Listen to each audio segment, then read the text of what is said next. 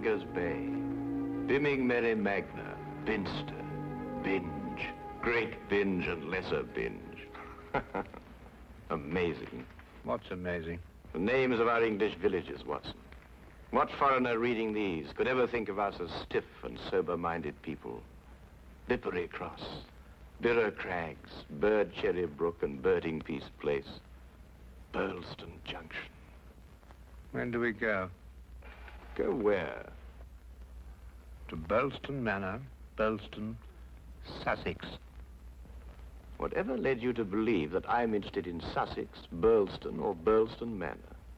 No doubt you saw the account of the rather gruesome murder of Squire John Douglas. Quite so. The case has interesting features. But at the moment, I'm more interested in the fly fishing possibilities in the neighborhood of Burlston. Ah, that will be the Arun. Runs within 2 or 3 miles of the manor house.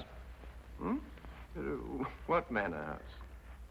Burlston, the home of the late Squire Douglas.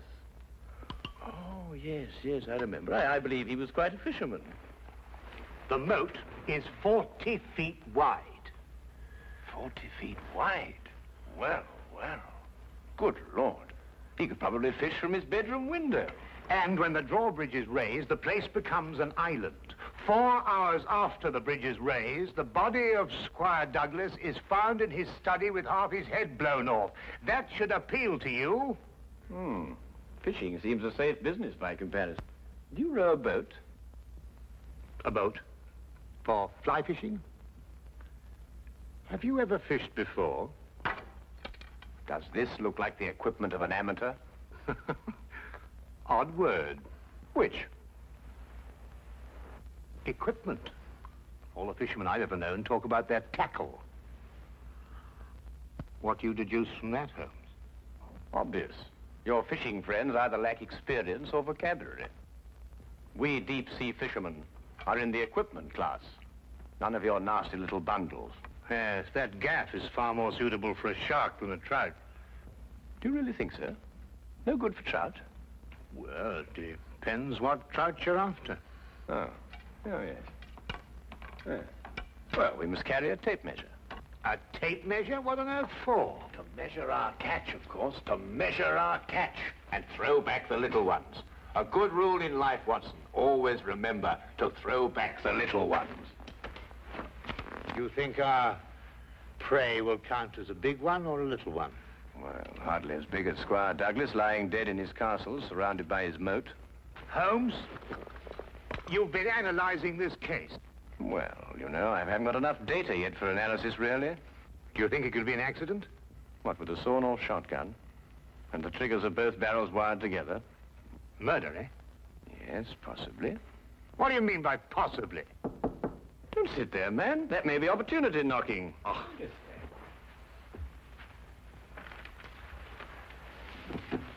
Come in.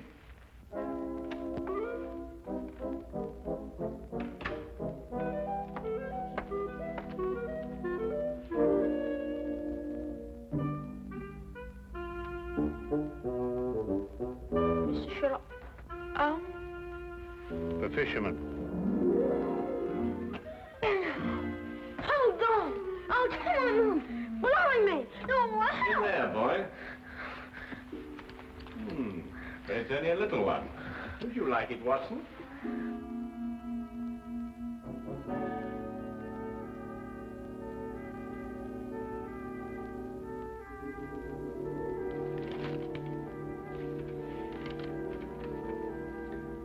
Would appreciate your view. Intriguing affair, Burlston Manor. Signed, Inspector MacLeod. Ha! Please, English, for I'm utterly baffled. Help. Hey, where is it? Where's what? Well, the tape measure, of course. Where is that tape measure? Holding the fiddle case together, sir. Fiddle? Violin case, boy. Oh, tell me, Watson, how are we off for trains? Trains? Ah, yes. Now, let me see. Burlston. Yes, now, that would be the West Sussex Littlehampton Bognor line. Now, there's a 10:15.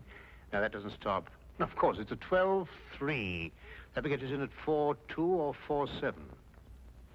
I say, I'd forgotten, actually. You say you can't remember whether it's 4-2 or 4-7. Come, Watson, you're slipping. Blimey. Does it keep all the times in his head? Where else, of course? We are a nation of railway pioneers, my boy. Like a great many Englishmen before him, Dr. Watson restricts his reading to the Bible, the Times, and Bradshaw's Railway Guide to the British Isles. Here, boy. Man of the March Hares, that's what you two are.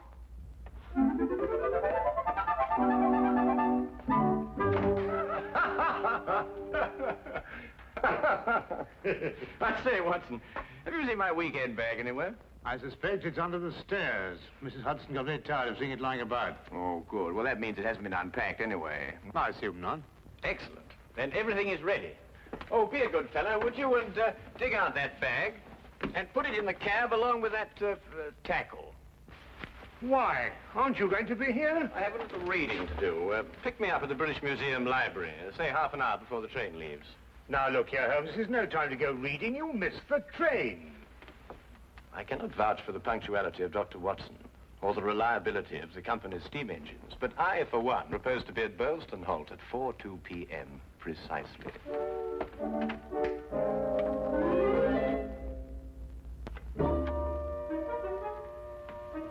Or is it 4:07?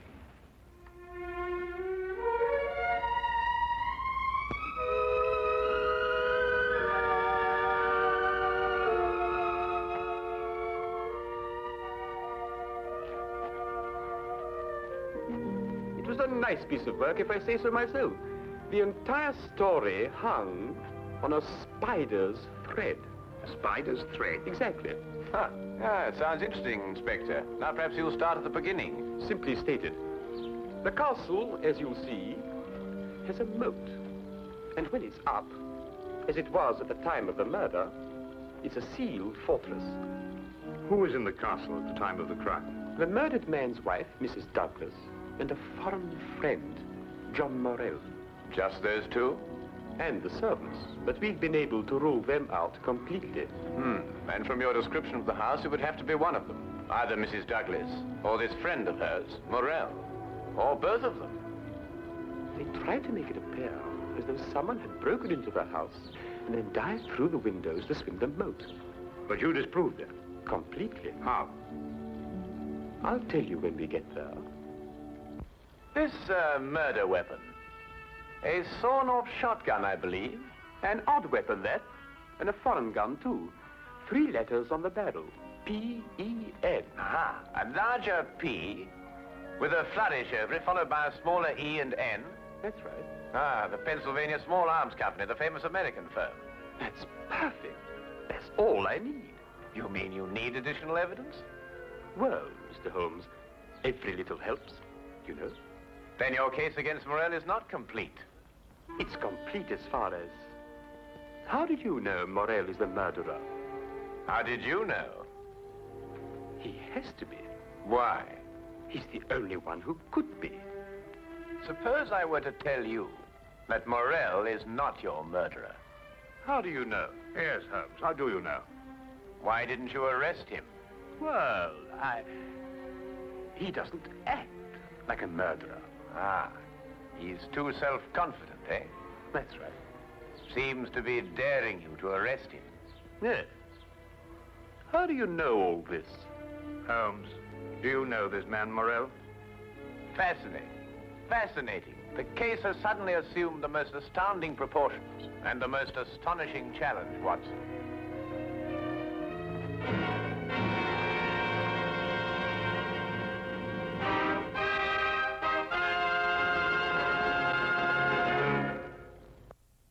Specimen of the period. Yes, it is lovely, isn't it? What did you mean, Mr. Holmes? Nothing. I just think it's a lovely building. No, I mean when you said that Morell didn't murder Mr. Douglas. Oh, that. Yes, what did you mean? How do you know he didn't do it? Well, if he didn't do it, she did. You're jumping again, McCloud. You're jumping. But it has to be one or the other. Does it really? What's he talking about? Well, don't you know? No, I don't know. If 2 people are in a sealed house with a murdered man, one of them has to be a murderer. That's common sense. Ah, but is it logical? What do you mean? Is it logical? I don't know, but Holmes says that all the time. I was hoping you might be able to tell me.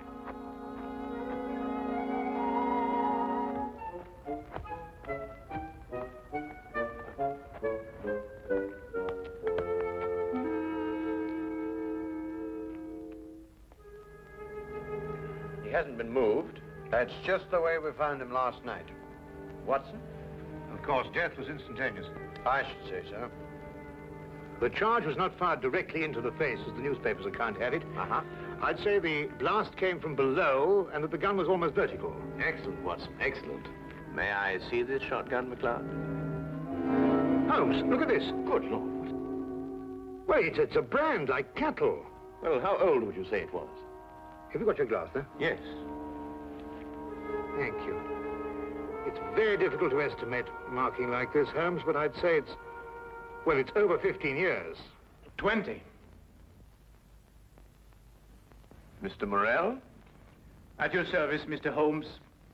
Dr. Watson. News travels quickly. This is a small village. You said 20 years? Yes. The same age as this. It stands for the Mesa Valley, Arizona. Gold claim number 341.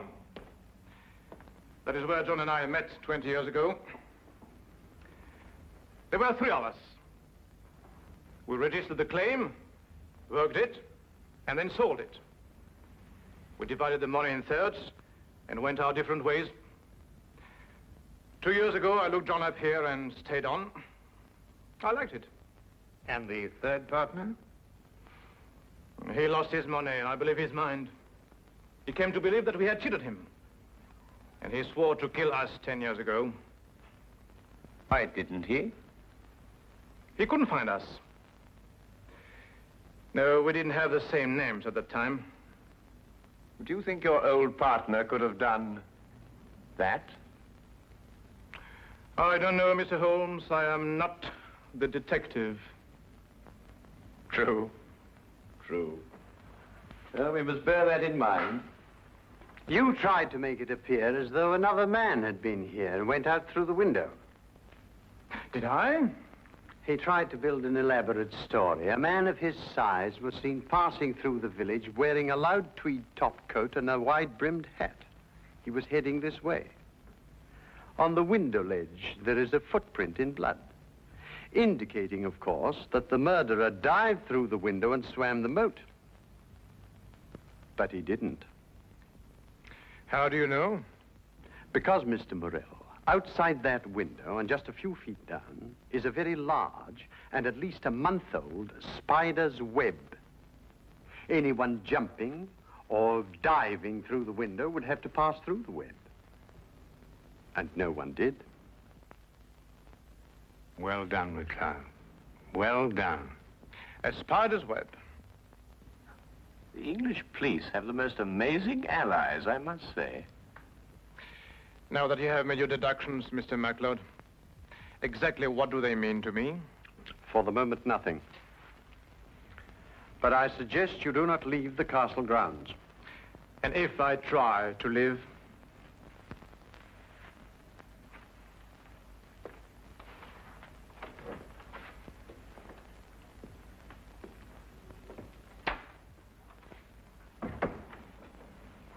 Well done, McLeod. You've certainly got your man. But I'm not rushing in to make any arrest. I'm going to make sure the case is iron cast. Oh, very wise. And what's the motive? Revenge for the Vermis Valley affair? I've got to go a bit careful there, Doctor. If you ask me, it's a case of, cherchez la woman. Oh, what's he? Oh, is he Douglas? Well, you know how these things are, Doctor, between us, men of the world. We know how a situation like this can... Oh, of course. Of course. Of course. Of course. Delicate situation, then. Delicate. Yes, delicate. Might almost be called the case of the other man.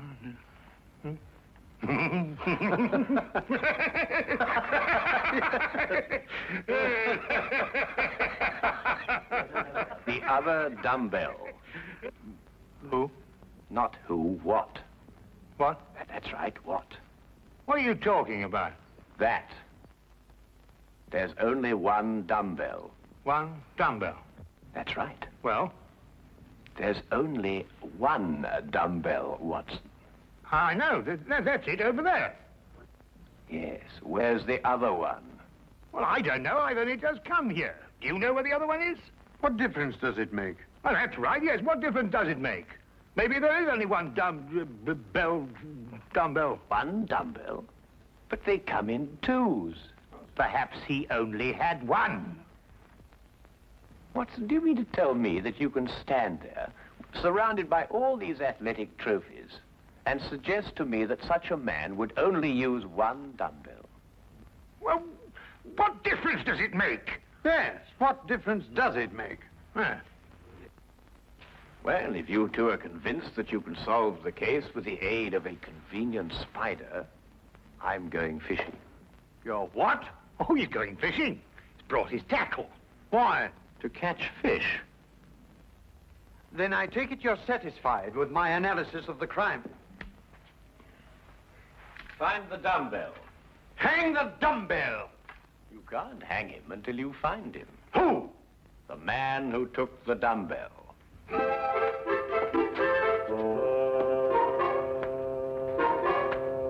You've gone too far now, Holmes. I think you've made him very angry. Then he should fish. It soothes the nerves. Are you really going to fish? I am. Where? Out of that window. It looks very comfortable. Well, what do you expect to catch? A herring. A red herring. May I have the tape measure, Watson? To measure a red herring? To measure the big red herrings. The little ones I plan to throw back. Holmes, you're up to something. I am. What? Would you like to help? Of course. Well, look. Take the good inspector down to the local pub and keep him there for at least an hour. While you fish for red herring? At the moment, I'm fishing for bait. I don't know what you're talking about, but I'll do it. Good. Remember, 1 hour. I may enjoy myself in the local and stay too.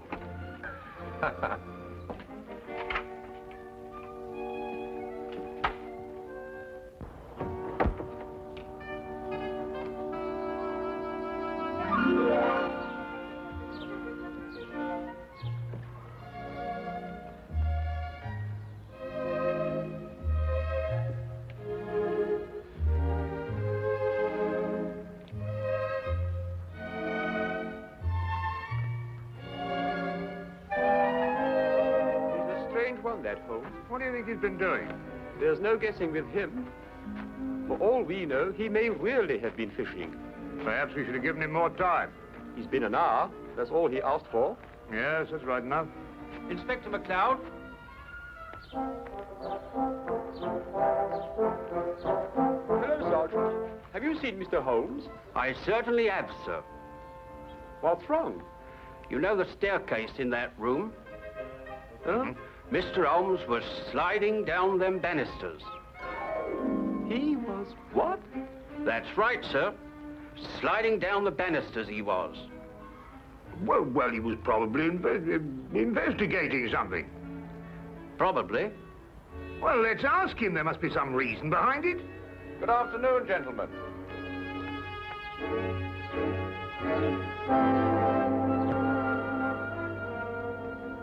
Go on. Ask him. Ask me what? Well? What have you been doing while we were away? Well, first I fished, No. and then I slid down the banisters. I told you. Why? Why not? Well, And you, Inspector McLeod, are going to drain the moat. I'm going to what? Drain the moat. Empty it right down to the bottom. I can't do that. That's a major engineering job. Don't you realize that's a real river that runs round the house? Well, in that case, don't drain the moat, but tell everyone you're going to. And then what? Then we'll all meet back here in an hour's time. and see if we can find somebody pulling something out of the moat. Exactly. What? Red herrings. As mad as a March hare.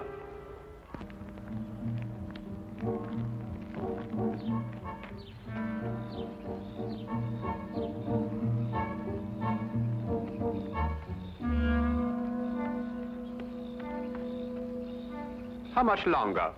Not much. You're certain everyone believes they're going to drain the moat? I don't know who believes it, but everyone knows I said it. Do you think someone will come to the murder room? Someone has been in it for some time. How do you know? The lights are out. Because I left them on. Hmm? Look, what? That's it, let's go.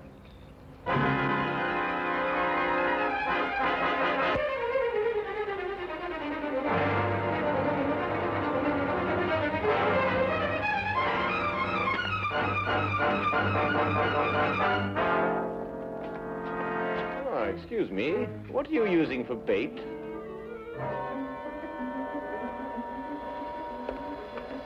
Oh, would you mind holding this? Thank you. What clothes did you say the stranger was wearing, McLeod? A loud tweed topcoat and a wide-brimmed hat. Like these?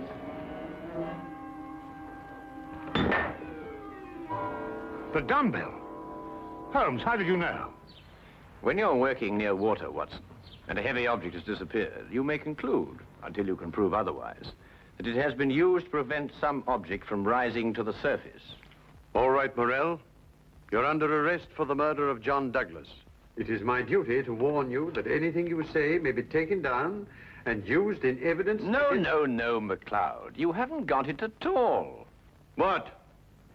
This gentleman didn't kill John Douglas because John Douglas isn't dead. He isn't what? Dead. The man whose body you discovered in here is the very man who came back to... No, you're not with me, are you, McLeod? Would you tell him, please? These clothes belong to our third partner. The man who's been searching for you for 10 years. Yes. He found us and arrived here with a shotgun. He and John struggled, and the shot went off. That explains the vertical angle of the blast. In the ensuing struggle, the gun went off. I heard the report and ran down immediately. I timed it from your room. 15 seconds if you run, and 10 seconds if you slide down the banisters. I ran. I thought you would. John was panic-stricken when he saw what he had done. I got the idea to change their identities.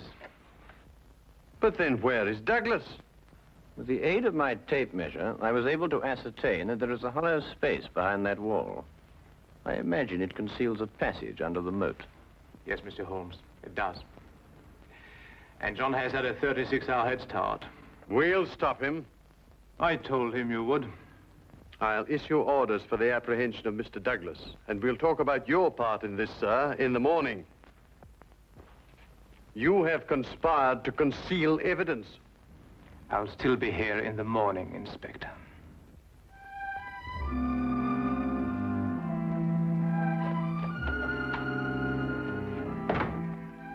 A very brilliant piece of deductions, Mr. Holmes. An excellent application of applied psychology. I haven't been tricked many times in my life. You must remember that the next time you become involved with murder. And you can now continue your fishing in a more normal manner. Fishing? No, I don't care for it, really. Unless it's deep sea, of course. Yes. But in the absence of an ocean in the immediate vicinity, I think we'd better start back to Baker Street immediately. Well, now, there's a 9:13 or a 10:23. The 10:23 will hold us up at Tunbridge quite a while. Will it wait? Thank you, Mr. Holmes. Not at all.